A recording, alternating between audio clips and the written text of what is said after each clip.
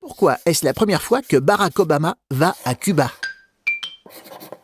C'est la première fois depuis 88 ans qu'un président des États-Unis se rend à Cuba, alors que les deux États sont voisins.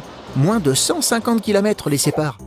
Les gouvernements américains et cubains sont en train de se réconcilier après une brouille de près de 60 ans. Dans les années 1950, Cuba était un État officiellement indépendant, mais en fait contrôlé par les États-Unis. En 1959, une révolution éclate. Le président cubain est chassé du pouvoir. Il est remplacé par Fidel Castro, le chef des révolutionnaires, qui expulse les entreprises américaines du pays. Cuba rejoint le camp de l'URSS, un groupe de pays contrôlés par la Russie et opposés aux États-Unis. Le gouvernement américain organise un débarquement militaire à Cuba pour chasser Castro du pouvoir, mais c'est un échec. Il impose alors un embargo, c'est-à-dire l'interdiction de toute relation commerciale entre Cuba et les États-Unis et la plupart de leurs alliés.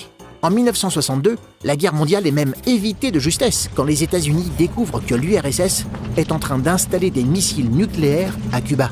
La révolution cubaine se transforme peu à peu en une dictature où les opposants sont pourchassés et emprisonnés.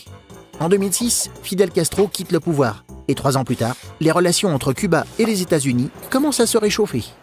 La visite de Barack Obama, en mars 2016, marque le début d'une réconciliation qui va prendre du temps, car la méfiance reste encore très grande entre le géant américain et son voisin cubain.